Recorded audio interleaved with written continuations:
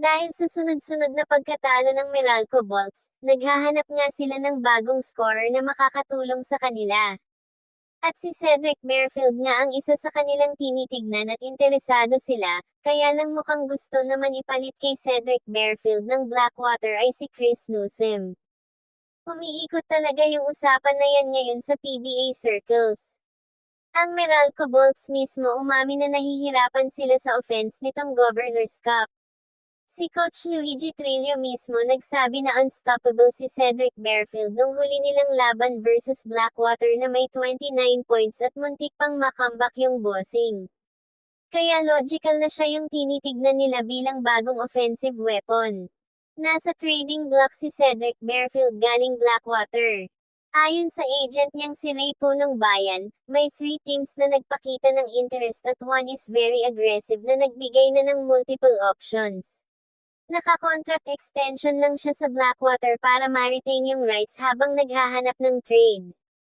Ang problema, may issue sa asking price. Sabi ni Homer Saison, humihingi daw si Cedric Bearfield ng halos 1 million per month. Kaya daw walang natuloy na deal nung off-season. Yung Chris Newsom kapalit, dito nagiging komplikado. Wala pang concrete report na si Chris Newsom mismo yung ipapalit ng Blackwater kay Cedric Bearfield.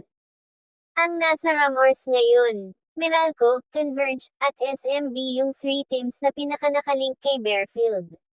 Para sa Meralco, sinasabi sa isang blog na kung matutuloy, massive structural surprise ito kasi usually TNT yung nakakakuha ng top talent sa MVP group.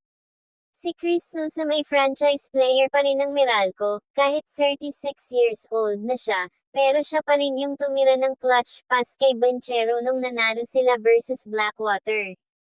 Yung idea na ipapalit si Newsom kay Uminit si Bearfield at Barkley, tinalo ang number 1 sa standings na Phoenix sa ongoing Governors Cup sa PBA. Naging basket sa ilalim para sa Blackwater Bossing na nagkaroon naman ng 2 early field goals. Naging back and forth lang ang opensa ng dalawang kupunan sa first few minutes. Naging balanse naman nga this quarter ang opensa ng Blackwater. Kaya hindi din nga basta-basta makalayo ang Phoenix sa Bossing. Pilit naman nga binubuhay ni Barkley ang opensa ng Blackwater para pigilan ang tuluyang paglayo. Tuluyan na nga nabura ng Bossing ang kalamangan ng Phoenix with under 4 minutes. Matapos ang basket ni RK Ilagan, gandang crossover pa dito ni Barkley. Iniwanan ng depensa sa elbow ni Richie. Mabaon pa ng 3-point shot sa Cedric Bearfield. Papatap. Delikado naman nga itong pagkakabagsak ni Nick Demusis kung saan nag-bounce nga ang likod ng kanyang ulo sa sahig. Karoon nga ng counter run ng Blackwater papatapos ang quarter na pinangunahan ng kanilang import na si Barkley. Final quarter ay tumuloy-tuloy nga momentum ng Blackwater sa first few minutes. Paunti-unti nga ang kanilang pagbawas sa kalamangan ng Phoenix. Matapos ang basket ni Malilin, tapos ang another 3-point shot ni Bearfield. Tumuloy-tuloy nga ang momentum ng Blackwater down the stretch kung saan bahagya nga silang nagkaroon ng 6-point lead sa 2-minute mark. Hindi na nga dyan nagkaroon pa ng fight back sa dulang.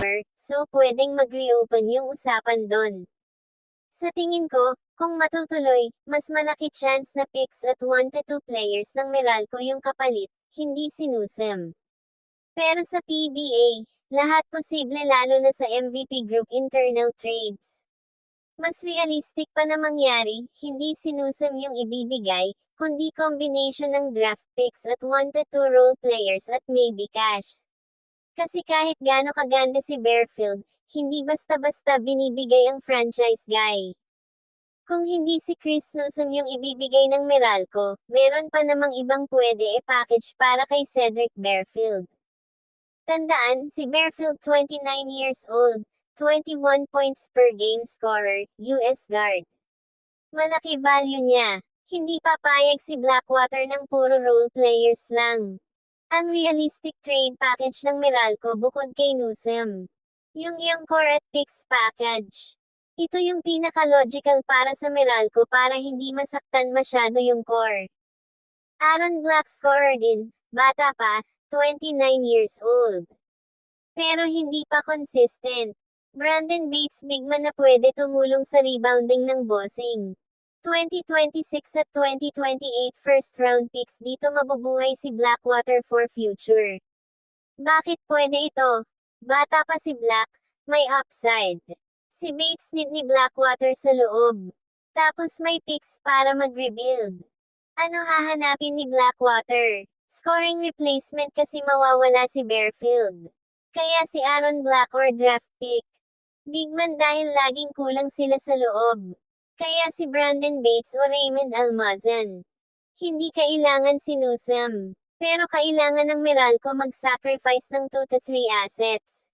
Aaron Black, Brandon Bates, first round pick yan yung fair na start ng usapan.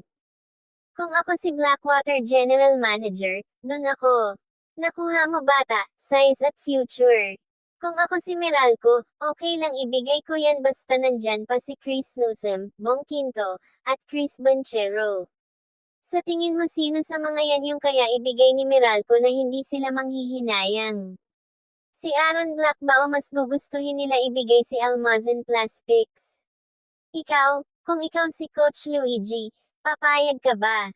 Scorer na Cedric Barefield pero wala na si Chris Newsom.